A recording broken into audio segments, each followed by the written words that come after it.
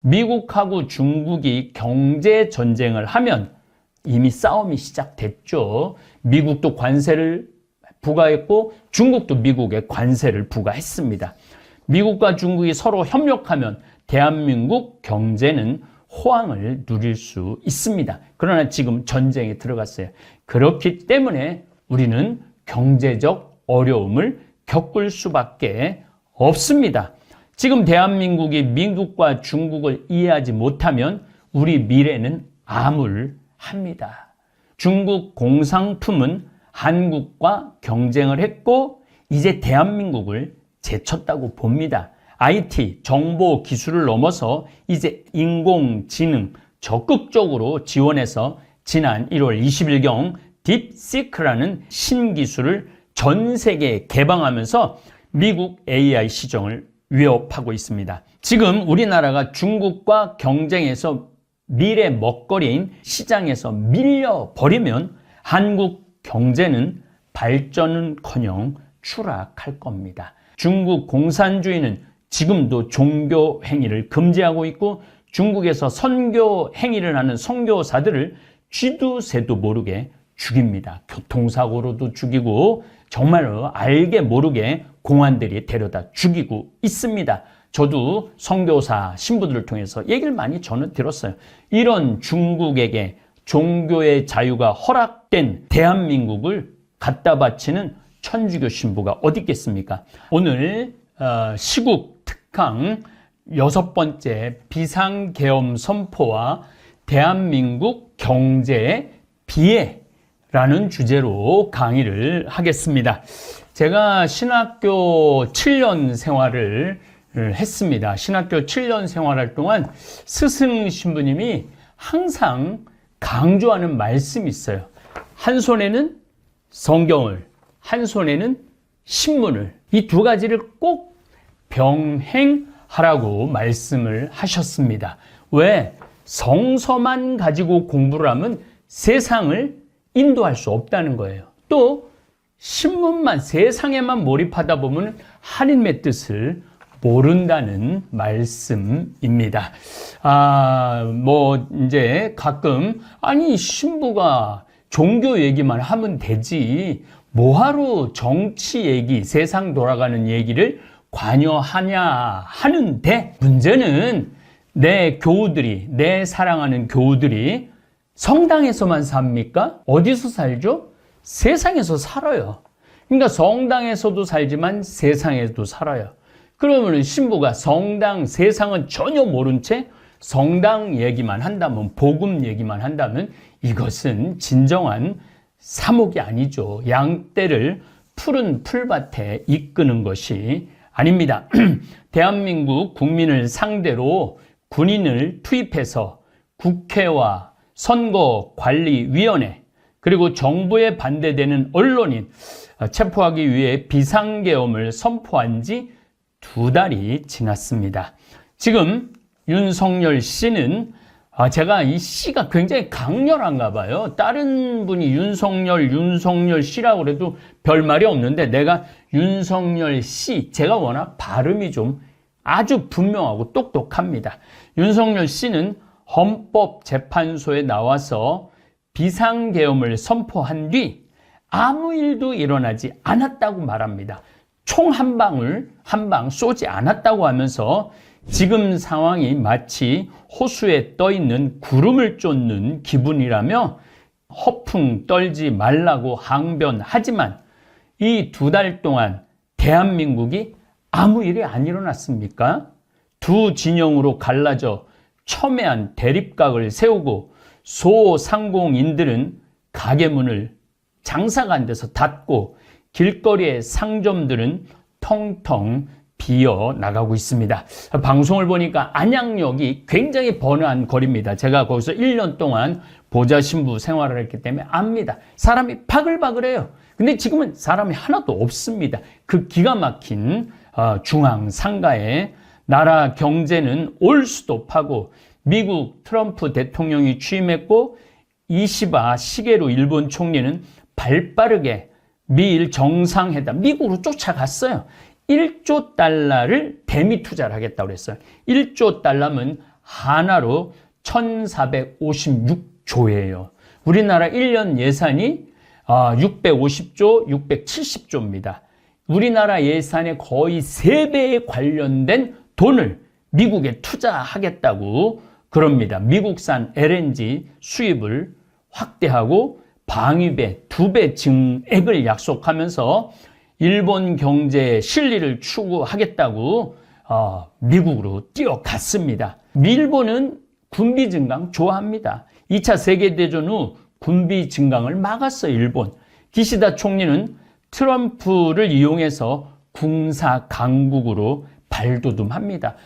트럼프는 무기 팔아서 좋고, 일본은 무기 사서 군사력 강화해서 좋고, 트럼프 집권으로 국제 정세는 소용돌이 치는데 대한민국 정부는 그 어떤 대체도 할 수 없이 정치인들과 경제 부총리, 정말 답답한 부총리죠.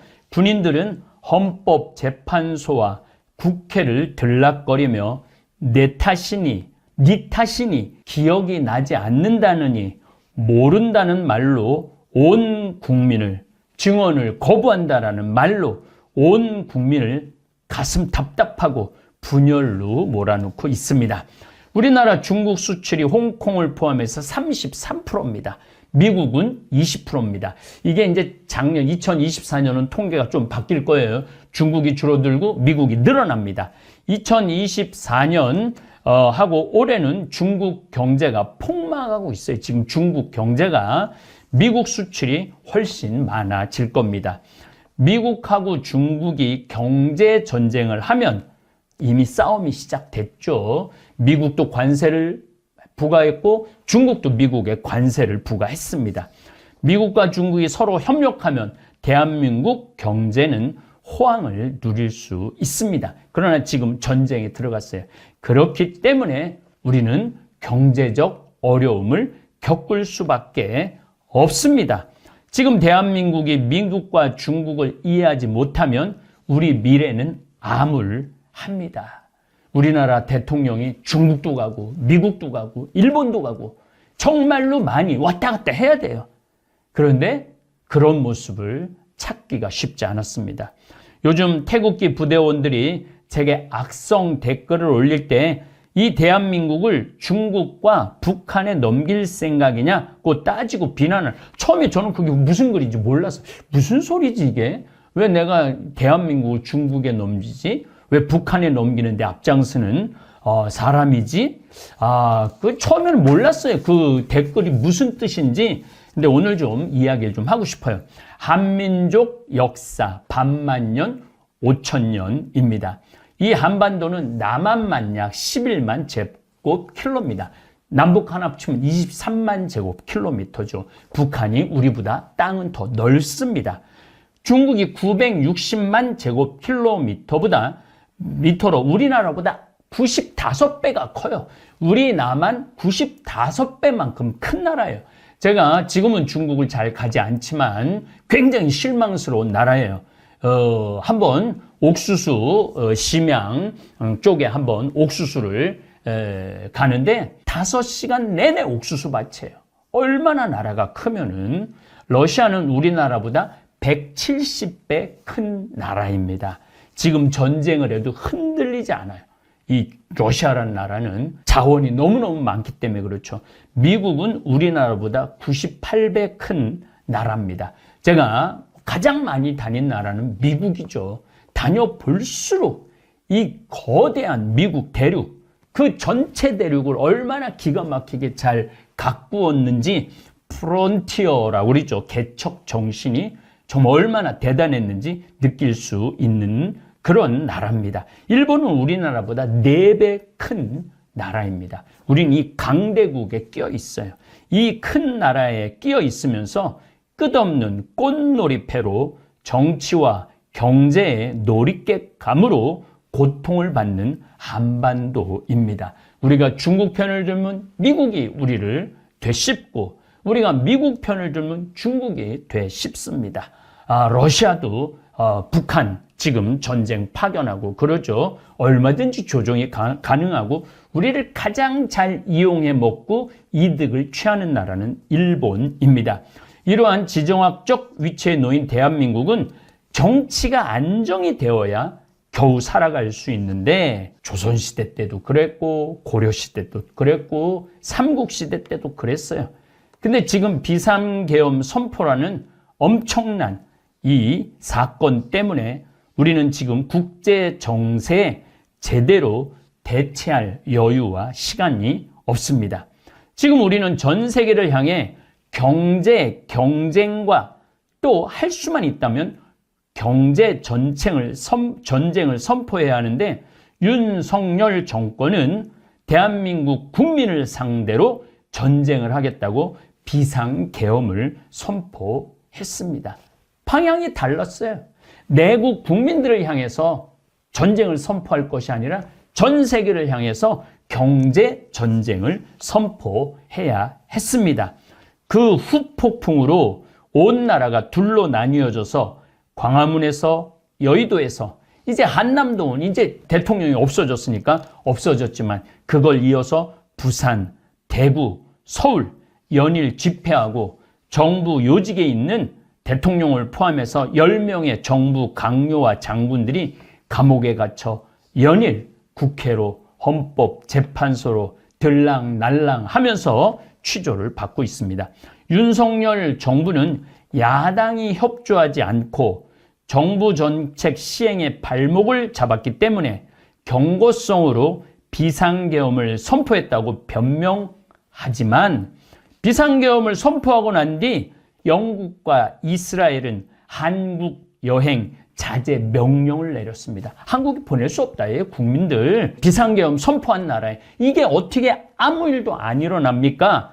태국, 우리보다 훨씬 $10,000도 안 되는 태국은 한국 돈 원화를 받지 않았습니다. 비상계엄 선포하고 난 뒤 사실 지금 전 세계에서 우리 대한민국 원화를 받는 나라는 놀랍게도 0.1%밖에 되지 않습니다. 그것도 비상계엄을 통해서 아니 국회에다가 창문을 깨고 문을 부시고 군인이 진입하는 나라에 어떻게 그들은 우리나라 속사정 모릅니다. 그게 외신으로 보도되는 것만 봅니다. 지금 한국 경제는 우물 안 개구리, 빛 좋은 개살구 모양으로 정말 떨어지기 일보 직전입니다. 대한민국 경제 위기에 쌍수를 들고 환영할 나라는 중국과 북한입니다. 물론 일본도 포함된다고 볼 수 있죠. 중국은 지금 미국과 경제 전쟁과 부동산 위기로 경제가 폭망하기 일보 직전입니다. 중국 공산품은 한국과 경쟁을 했고 이제 대한민국을 제쳤다고 봅니다. IT, 정보 기술을 넘어서 이제 인공지능 적극적으로 지원해서 지난 1월 20일경 딥시크라는 신기술을 전 세계에 개방하면서 미국 AI 시장을 위협하고 있습니다. 지금 우리나라가 중국과 경쟁해서 미래 먹거리인 시장에서 밀려버리면 한국 경제는 발전은커녕 추락할 겁니다. AI 기술이 우리나라가 미국 다음으로 좋았는데 지금 미국, 중국, 그리고 우리나라는 6위로 떨어졌어요. 그런데 요즘 여러 가지 자료에 의하면은 지금 이 상태가 우리나라 정책이 이렇게 멈춰 있다면 10위 밖으로 떨어진다고 그래요. 10위 밖으로 떨어지면은 우리나라는 미래 먹거리는 없어지는 겁니다.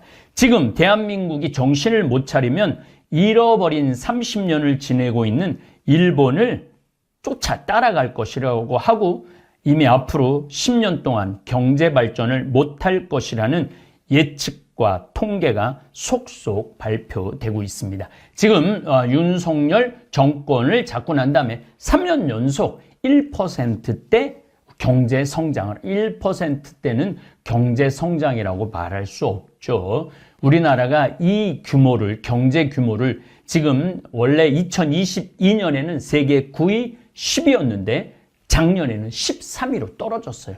계속 떨어질 수밖에 없습니다. 그렇기 때문에 우리나라가 지금 점점 밀리고 있는 상황입니다. 저는 중국을 참 싫어하는 사람입니다. 우리나라가 중국에 예속되기를 원하지 않는 최고의 대한민국 1인입니다. 물론 북한의 이 위대한 대한민국을 갖다 바칠 생각은 더더욱 없습니다. 저에게 종북, 좌빨이라고 댓글을 다시는 분들에게 말하고 싶습니다. 북한은 30년 전인 1995년, 96년, 97년 대폭우, 그 다음에 대가뭄, 환경 파괴로 인한 고난의 행군을 벌이고 있는 나라입니다. 그때 죽어가는 사람들이 수도 없이 많았습니다. 우리 다볼사이버 교우들하고 바리대기 황석영 씨 정말로 그 글 잘 썼어요. 황석영 씨의 바리대기라는 소설을 읽어보면은 아주 얼마나 북한이 고통스러운 나라인지 잘 표현을 했습니다. 먹을 것도 전기도 물도 자유도 없는 나라에게 이 아름답고 풍요롭고 자유가 넘쳐나는 대한민국에 사는 내가 종북? 북한을 추종한다? 좌빨이다? 좌파다? 빨갱이다? 이거는 정말로 가당치 않는 이야기입니다. 저도 중국 싫어하고 북한은 더더욱 싫어합니다. 저에게 종북, 좌빨이라고 비난하는 사람들 제가 전부 다 캡처를 해놨어요. 그래서 앞으로 그분들 이름을 거명하면서 하나하나 제가 해명하려고 합니다. 싸움을 거는 게 아닙니다. 저에게 종북, 좌빨이라고, 그리고 이제 어떤 경우는 똑같은 사람이 10개, 20개를 동시에 올리는 경우도 있습니다. 토론으로 댓글을 올리는 분들, 정중하게 올리는 분들은 제가 지우지도 않고 그분들 캡처도 안 합니다. 그런데 그야말로 쌍소리를 올려놓고 욕을 하고 정말 인간 이하의 글을 쓰는 분들은 제가 만천하에 이름을 공개할 것입니다. 한민족과 한반도는 5,000년 동안 중국에 시달려왔고 늘 핍박을 받았습니다. 중국은 1978년 덩샤오핑이 시작한 개혁, 개방, 이때 까만지든 하얀지든 상관없이 쥐만 잡으면 된다는 얘기로 시작해서 1992년 소련 공산주의가 무너지면서 요때 완전 개방을 하면서 경제 기반을 다졌고 2001년에는 WTO 가입하면서 미국과 세계를 주도하는 G2 국가가 되었습니다. 중국이 WTO 가입한 바람에 대한민국이 중국에 엄청 수출을 많이 하게 되었고 사실은 우리나라는 중국 때문에 선진국 반열에 오르는 발판이 되기도 했고 이제는 중국에게 우리가 끌려가는, 딸려가는 입장이 되었습니다. 중국은 결코 무시할 수 없는 나라가 되었고 막강한 경제력을 보유한 중국은 대한민국을 억누르려고 하고 있습니다. 이런 중국에게 이 자유로운 나라를 넘길 사람이 어디 있겠습니까? 역사 이래 통일된 국가가 된 중국은 늘 한민족을 침략했습니다. 지금 시대도 중국은 통일된 상태를 100년 정도 유지하고 있습니다. 1910년경에 이제 공산당이 나왔고 통일을 이제 국민당을 내보내고 공산당이 되고 거의 100년 동안 통일 국가를 누리고 있습니다. 이제 중국은 언제든지 한반도를 침략, 정복할 생각을 가지고 있습니다. 우리를 호시탐탐 노리고 있는 중국에 이 소중한 나라를 갖다 바친다는 정치 이슈를 내걸고 비난하는 사람들은 한심하기 그지없습니다. 이 귀한 자유민주주의를 중국 공산주의에 갖다 바치려는 바보 같은 국민이 어디 있겠습니까? 그리고 천주교 신부인 제가 대한민국을 중국에 갖다 바치려는 수괴라는 표현을 쓰는 분들도 있는데 이렇게 주장하시는 분들 머릿속에 뭐가 들어있는지 들어가 보고 싶습니다. 중국 공산주의는 지금도 종교 행위를 금지하고 있고 중국에서 선교 행위를 하는 선교사들을 쥐도 새도 모르게 죽입니다. 교통사고로도 죽이고 정말로 알게 모르게 공안들이 데려다 죽이고 있습니다. 저도 선교사 신부들을 통해서 얘기를 많이 저는 들었어요. 이런 중국에게 종교의 자유가 허락된 대한민국을 갖다 바치는 천주교 신부가 어디 있겠습니까? 한반도 5,000년 역사를 보면 중국은 우리 민족을 끝도 없이 괴롭혔습니다. 고조선은 기원전 108년에 통일된 한나라의 침략을 받아 망합니다. 유방이 항우를 물리칠 때 마지막 어느 누구도 도와주는 사람 없이 사방이 그리운 초나라 노래만 부른다 해서 군인들이 전부 다 칼을 내려놓죠. 이때 사면초가, 사방 전추가 초나라의 노래라는 말이 나오고 한나라 유방이 항우장사, 산도 들었다 놨다 한다라는 항우장사를 물리치고 중국을 통일한 때가 기원전 202년이었고 그 뒤 거의 90년이 지난 뒤 한반도 고조선을 침략해갖고 무너뜨립니다. 지금 중국이 통일된 지 100년이 지났습니다. 요즘 중국이 동북공정이라며 한반도 역시 원래 자기네 땅이라고 역사를 왜곡하고 있습니다. 한나라에 이어 등장한 수나라는 기원 후 589년 중국을 통일한 뒤 이번 9년 만인 598년 고구려 공격에 났습니다. 이후 수나라는 614년까지 4차례 고구려 원정에 나섰으나 결국 실패합니다. 이때 영웅 을지문덕 장군이 있습니다. 을지문덕 장군이 살수대첩을 하고 피해달라는 수나라군들 끝까지 따라가요. 마지막까지 다 죽입니다. 왜? 이렇게 죽여야지 다시는 우리나라를 고구려를 엿보지 못한다고.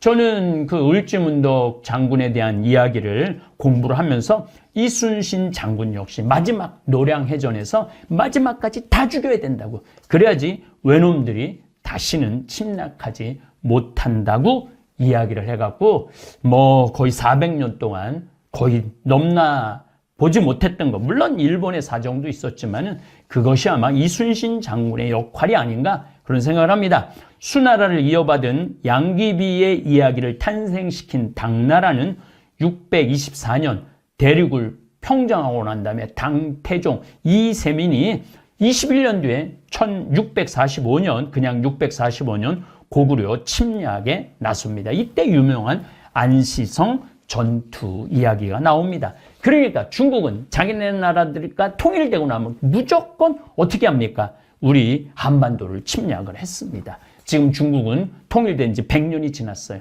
이 동북공정이라는 말이 그냥 생긴 말이 아닙니다. 우리 지금 정신 차려야 됩니다.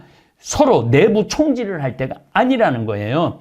한족이 아닌 이민족 왕조이긴 하지만 징기스칸의 원나라는 1206년 건국 이후 중국 대륙을 쥐고 난 다음에 100년 후인 1231년 고려를 침공했고 100년, 150년 동안 고려를 지배를 했어요. 청나라 역시 1616년 청나라 전신은 후금이죠. 여기 거란, 만주 이게 막 섞여 있어요. 형성하면서 1636년, 7년 병자호란을 일으키고 한민족 역사 가운데 가장 치욕적인 수모를 겪죠. 그리고 우리 민족 50만 명을 청나라로 끌고 갑니다. 이런 중국 공산주의 국가에 이 자유민주주의인 대한민국을 갖다 바친다는 주장을 하는 태극기 부대원들은 한심하기 그지없는 사람들입니다. 더욱이 6.25 전쟁 때 100만 명 대군을 파병해서 압록강까지 진격하고 연합군을 몰아낸 한국 통일을 저지한 마오쩌둥 이하 중국 공산당을 저는 아주 싫어하고 그 자체를 좋아하지 않습니다. 오히려 미국이야말로 대한민국의 철저한 동맹국입니다. 미국이 없었다면 남한은 이미 북한의 흡수 통일되어 지독한 공산주의 체제에서 살았을 것이고 저에게 하느님을 믿는 신앙의 영광도 없었을 것입니다. 태극기와 성조기를 휘두르는 분들, 저는 촛불 아닙니다. 저는 예수당입니다. 성조기가 그들만의 전유물이라고 생각하는데 그렇지 않아요. 저는 미국에 대해서 굉장히 감사하게 생각하는 사람입니다. 저에게 수도 없이 저뿐만 아니라 조금만 자기 정치 색깔에 맞지 않는다고 무조건 종북, 좌빨이라고 그리고 빨갱이라고 몰아세우는 태극기 부도원들에게 묻고 싶습니다. 종교 자유를 허락하지 않는 북한 빨갱이들을 왜 내가 따르고 종북, 빨갱이입니까? 저는 종교의 자유를 우리 대한민국을 일으켜 세운 미국에 감사하는, 또 제가 워싱턴에 우리 한국 참전 기념 용사비가 있어요. 그 공원을 가보면요, 눈물이 날 정도로 우리나라를 위해서 희생한 미국 참전 용사한테 감사합니다.